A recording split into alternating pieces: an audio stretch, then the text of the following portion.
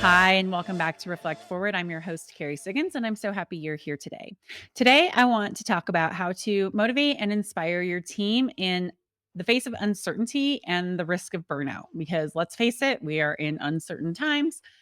There's so much stress that's going on. People are feeling overwhelmed. They're feeling like they can't control so many things that are going on outside of their life, maybe inside of their life, and they're at risk of burnout. So you have to keep them motivated to keep moving forward, to help them through these tough times, to encourage their well being.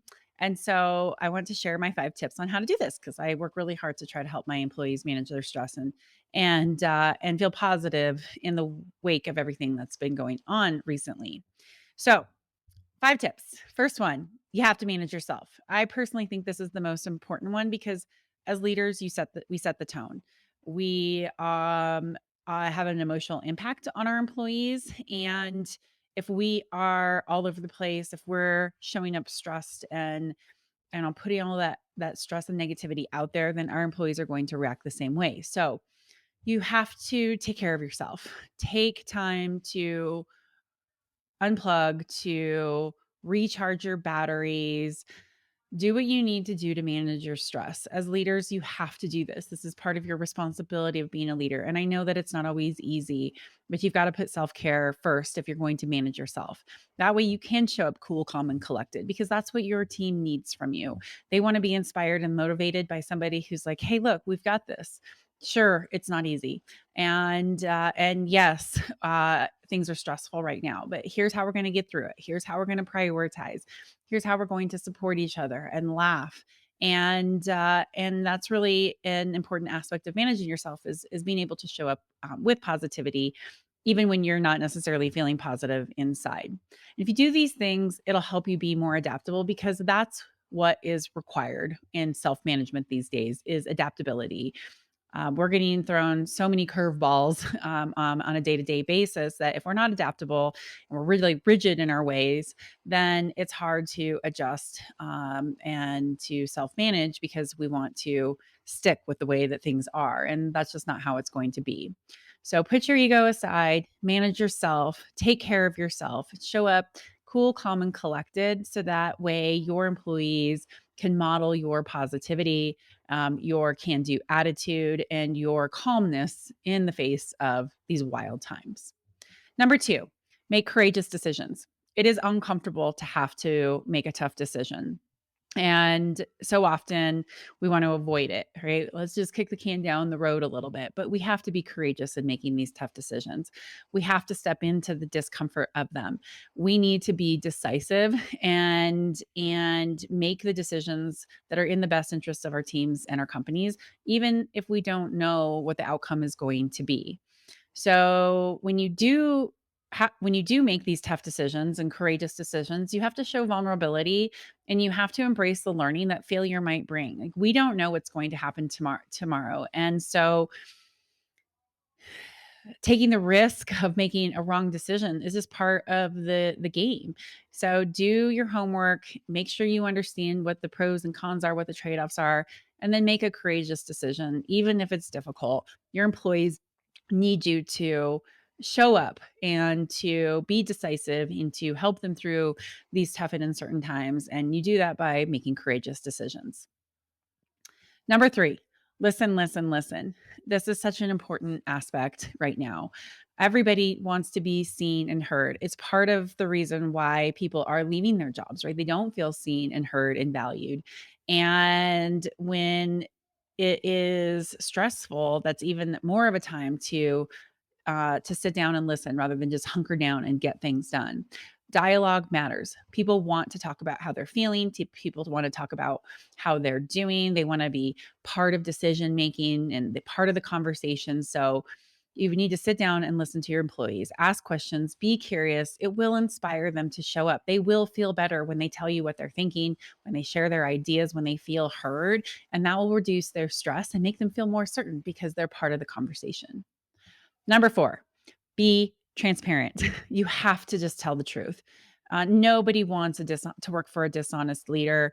Nobody likes to be left in the dark or to have partial information. All that does is create more fear and uncertainty because, in the absence of information, people tell themselves their own stories. And typically, those stories are negative. And you don't want that. You want everybody to be on the same page, even if things are tough and you have to deal with hard situations. So, be transparent, tell the truth, share as much information as you possibly can. Be okay with saying, I don't know. There are things that we just don't know. And it's okay as a leader to not have all the answers. That's being transparent when you say, I'm just not sure exactly what's going to happen here, but here's the plan. And here's how we're going to adjust if things don't go to plan. And people will appreciate that transparent communication. And finally, number 5, build connections. This is the most important one. The great resignation is really the great disconnection. People are leaving their jobs or feeling really unhappy at work and looking for new jobs because they don't feel connected to their bosses, to their teammates, to their company's mission and vision. They want to feel connected, right? Especially those of us who are working from home or in a hybrid situation and it's hard to connect face to face with people. Build connections, help your employees feel like they are part of something bigger than themselves, that they're part of a team, that they are understood, and that their belonging matters. And you do that by building connections. And you do that and you build connections through dialogue, calling and checking on people, creating opportunities for people to connect, right? Start every meeting off with a, hey, one word to say how we're feeling, or each person can take turns in a different meeting telling a personal story that helps their teammates and colleagues understand them better. Those types of connections really do matter. So hopefully that helps give you some tips to inspire and motivate your team in the face of uncertainty and to help them through burnout. All of this really comes through self-management and through communication and through decision making. Like those are the things that you have to do as a leader. Self-management, make decisions and communicate clearly, and that will really help your employees get through these tough times. Okay, on to my question of the week. Comes from one of my employees, and I love this question. We are having a conversation about a difficult topic, and he said, I really want to learn how to do what you do. You can have difficult conversations and you can have people feel motivated and inspired and walk away feeling positive. How do you do that? And there's one simple trick that I do. And besides listening and engaging in the conversations and being open-minded, which are, typical things that leaders know that they have to do. But the key is turning negative language into positive language.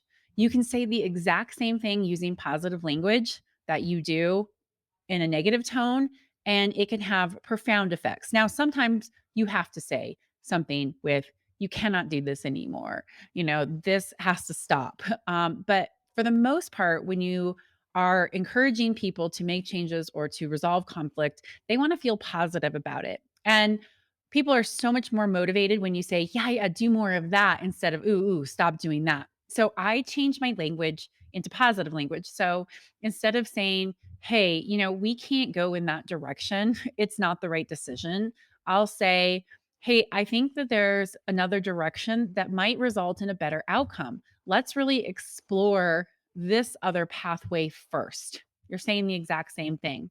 Somebody's really struggling with meeting a timeline. You could say, you have to meet these timelines right now. If you don't, it's going to put the project behind and it is dramatically affecting your performance. Or you can say, hey, it's really important to the team and to your success to meet these timelines.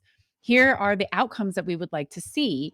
Now, what can we do to help you meet these timelines?